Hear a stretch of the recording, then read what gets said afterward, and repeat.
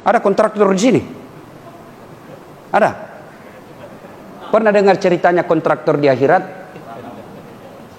Kontraktor pak, di akhirat SMS-an penghuni surga sama penghuni neraka. Dia bilang penghuni surga, "Mas bro, bagaimana kabarmu di situ?" Nggak ada enaknya, di blender terus. Nggak pernah ngaso kita di sini. Kata penghuni neraka, "Kamu di surga gimana?" "Nyaman betul di sini mas, nyaman. Baru dibayangkan sudah ada di depan kita 1 laki-laki 7 bidadari bos, 7. Boleh ndak kami jalan-jalan ke situ?" Kata penghuni neraka, "Boleh aja sini." "Gimana caranya?" Penghuni neraka bilang begini, kan penghuni neraka pak rata-rata kreatif.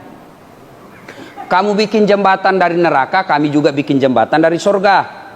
Kita ketemu di tengah. Setuju?" "Setuju." Lelang proyek. Keluar pemenang tender. Waktu pekerjaan 3 hari. Hari pertama jembatan dari neraka selesai 50%. Hari kedua tuntas 70%. Hari ketiga cepat selesai, efisien dan efektif. Selesai jembatan dari neraka. Jembatan dari surga belum dimulai. Lihat-lihat, jembatan belum mulai. Teriaklah ini dari neraka, "Mas bro, kenapa belum mulai nih jembatan? Kami sudah sampai sesuai perjanjian." Apa kata dari penghuni surga? "Bagaimana mau dimulai? Pemborong, kontraktor, pengawas, panitia ada semua di situ." Ya Rasulullah, Allahumma salli ala Sayyidina Muhammad wa ala ali Sayyidina Muhammadin. Seorang penceramah agama itu semestinya menyampaikan yang benar, bukan penyampaian rekayasa yang dilakukan oleh Ustadz Latif.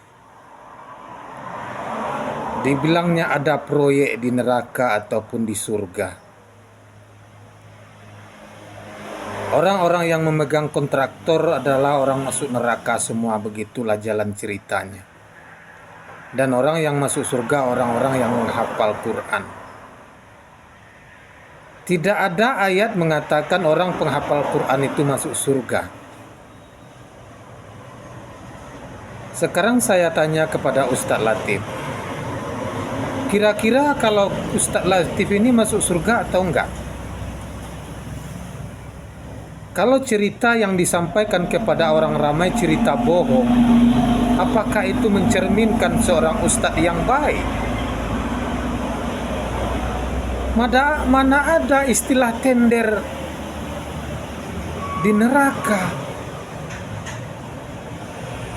Neraka itu adalah tempat pembalasan atas dosa-dosa yang dilakukan. Ini dengan gamblangnya menceritakan kebohongan, seolah-olah dia tidak berdosa untuk berbohong.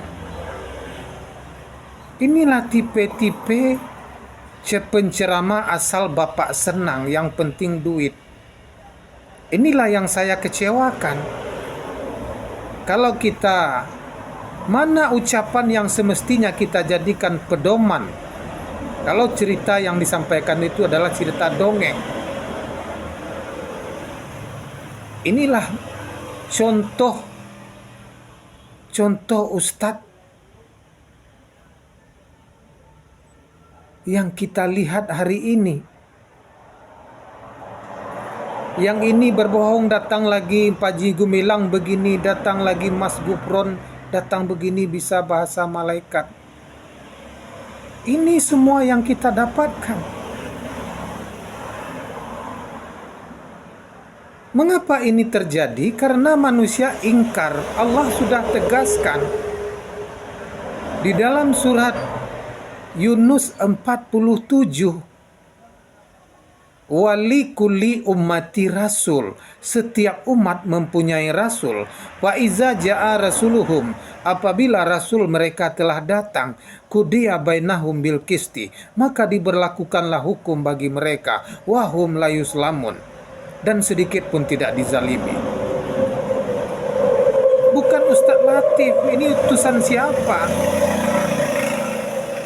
Allah hanya mengutus seorang rasul. Dan kita mau mendengar ocehan-ocehan yang sudah nyata-nyata berbohong. Ada kontraktor proyek bikin jembatan di neraka. Cerita apa itu?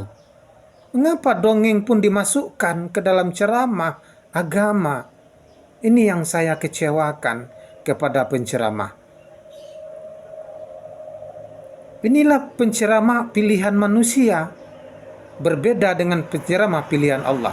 Hanya memilih seorang rasul untuk menyampaikan risalah agama. Maka berhati-hatilah wahai saudaraku, jika kita beriman kepada Allah, maka carilah rasul. Wali kulli ummati rasul, kata Allah. Setiap umat mempunyai rasul. Fa iza ja'a rasuluhum, apabila rasul mereka telah datang, qudiya bainahum bil qisti, maka diberlakukanlah hukum bagi mereka, wahum la yuslamun, dan sedikit pun tidak dizalimi. Surat Yunus 47. Wahai saudaraku, carilah pemimpin yang betul, yang bisa menuntun kita dari dunia sampai ke surga. Terima kasih atas segala perhatian.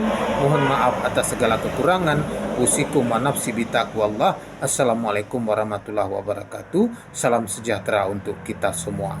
Salam sempurna akal.